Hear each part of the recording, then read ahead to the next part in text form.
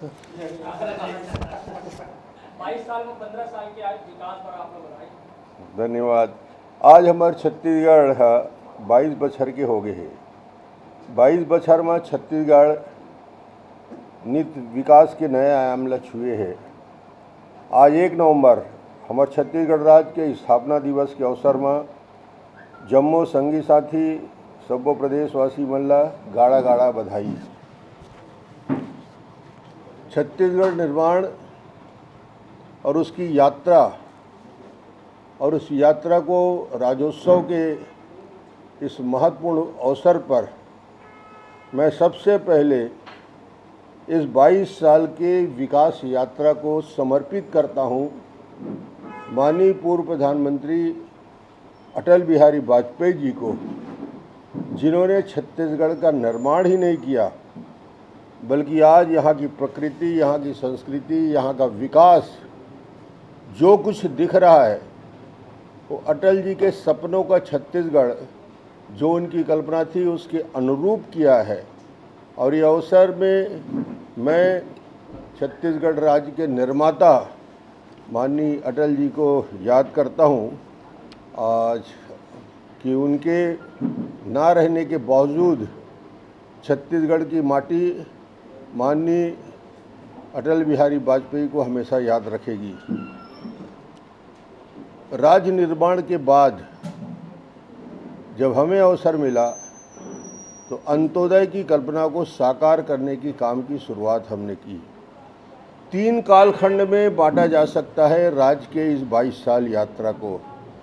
2003 जब राज्य के निर्माण के पहले 3 साल हुए और उस समय राज्य के निर्माण, राजधानी का चयन और बाकी कामों में लगे रहे।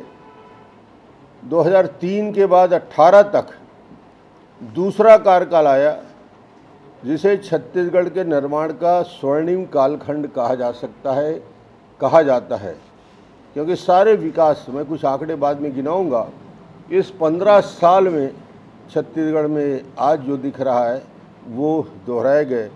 और तीसरा कालखंड अभी चल रहा है 2018 के बाद आज तारीख तक, और इस कालखंड में छत्तीसगढ़ अपराधगढ़ बन चुका है। इस 4 साल में छत्तीसगढ़ देश और दुनिया के सामने बदनाम हुआ। किसके लिए?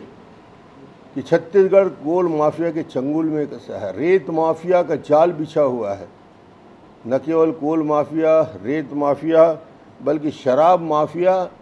और माननीय मुख्यमंत्री जी ने जन घोषणा पत्र में जिस बात को बार बार गांव-गांव में दोहराया था, पूर्ण शराबबंदी करेंगे, आज दिख रहा है कि गली गली में शराब बिक रहा है और कानून व्यवस्था की स्थिति खराब हुई है। शांति का टापू छत्तीसगढ़ आज पूरी तरीके से अपराध के साए में है। मुझे लगता है कि छत्तीसगढ़ को थोड़ा सा सरसरी तौर में यदि इसके विकास यात्रा को देखेंगे तो मैं शुरू करना चाहता हूँ छत्तीसगढ़ के बजट के तुलनात्मक अध्ययन से। हमें जब बजट मिला था 2003 में 9,270 करोड़ का, हर 5 साल में हमने इसको दुगना करते करते हमारी यात्रा जब तक चलती रही 9,270 करोड़ से 94,775 करोड़ तक पहुंचाया, यानी हर 5 साल में दुगना। अभी का क्या हालत है? इन्हें मिला 88,000 करोड़ का बजट और ये 4 साल पूरा होते 1,18,000 तक पहुँचे हैं। यानी बजट की भी रफ्तार, केंद्र के संपूर्ण संसाधन देने के बाद भी रफ्तार नहीं बढ़ी है और 50 करोड़ का कर्जा ऊपर से हो गया। जो कार्यकाल बजट का था और बजट के साथ जो डेवलपमेंट हुए, प्रति व्यक्ति आमदनी 13,000 से बढ़ के 92,000 रुपया तक हो गया। तहसील 98 से बढ़ के 150 हो गए। इस पूरे राजस्व जिले की संख्या 16 से बढ़ा के 27 किया गया। और सबसे महत्वपूर्ण विषय जो इंफ्रास्ट्रक्चर के लिए चर्चा होती है, 4,700 मेगावाट का उत्पादन बिजली का होता था, वो बढ़ के 22,474 मेगावाट हो गया। प्रति व्यक्ति बिजली की खपत 527 यूनिट था उस समय, 527, जो बढ़ के 1,700 यूनिट हो गया। पंप कनेक्शन 72,000 से बढ़ के 4,70,000 पंप कनेक्शन हो गए।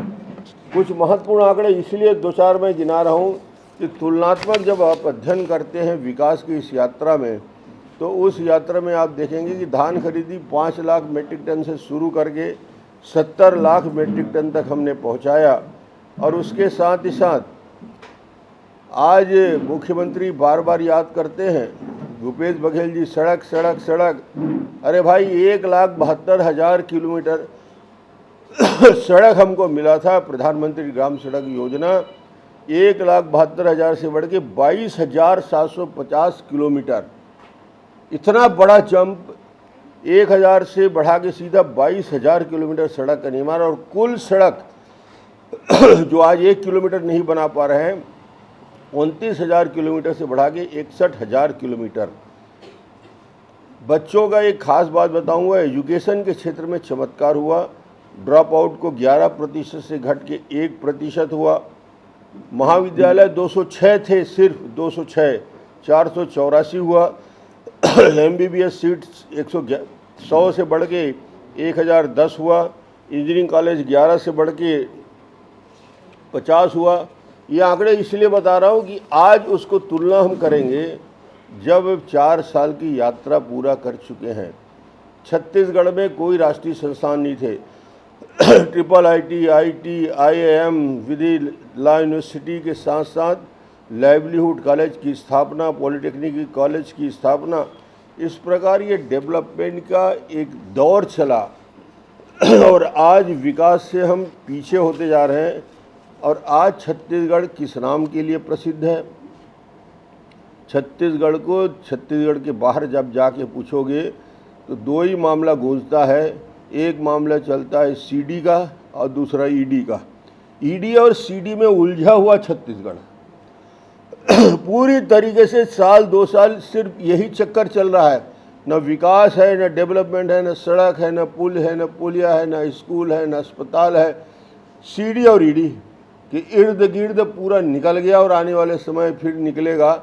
ये पूरी सरकार कटघरे में जब खड़ी होती है, जब IAS अधिकारियों जिनके ऊपर हम लोग आरोप लगाते थे, आज इनके आरोप को प्रमाणित कर दिया ED। अब इसके बाद कुछ बचता है क्या? इस सरकार को अपने पद में रहने का कोई नैतिक अधिकार बचता है क्या कि इन्हें अपने पद में बने रहें और छत्तीसगढ़ में डेवलपमेंट के लिए काम को आगे बढ़ाएं? ये विकास की यात्रा में अवरुद्ध करने वाला 4 साल। इनसे पूछा जाता है भूपेश जी से, राज्योत्सव मनाइए, बहुत अच्छा है। राज्योत्सव तो हम मनाते थे और राज्योत्सव तो छत्तीसगढ़ के एक जनता का उत्सव है। हमको सबको शामिल होना चाहिए और सब शामिल होते हैं। सबकी भागीदारी होती है। और मगर आज ये मैं कहना चाहता हूँ कि आम आदमी की स्थिति क्या है। छत्तीसगढ़ में सिर्फ और सिर्फ नारे की सरकार चल रही है। नरवा गरवा घुरुआ बारी, नरवा गरवा घुरुआ बारी 4 साल बीत गया भाई। जो नरवा गरवा घुरुआ बारी के लिए गौठान के लिए जो पैसा आया था, आधे गौठान नहीं बने। 70% गौठान में पीने के पानी की व्यवस्था नहीं है। 80% गौठान में चारे की व्यवस्था नहीं है। 60% गौठानों में बाउंड्री वॉल की व्यवस्था नहीं है। जो इनकी फ्लैगशिप स्कीम है, जिसमें इन्होंने सेस लगाया अलग से, 15वां वित्त आयोग का खर्चा अलग किया, नरेगा का खर्चा अलग किया, करीब 2,000 करोड़ से। इसके लिए तो हम लोग मांग करेंगे विधानसभा में श्वेत पत्र जारी हो कि शासकीय धन का, केंद्र सरकार के धन का इतना बड़ा दुरुपयोग कैसे हुआ। इस विषय को लेकर हम बात करते हैं। आज चूँकि राज्योत्सव है इसलिए ज़्यादा कड़ा नहीं बोलूँगा, क्षमा चाहते हुए। आप सबको राज्योत्सव के इस उपलक्ष्य में बहुत बहुत शुभकामना, बहुत बहुत बधाई।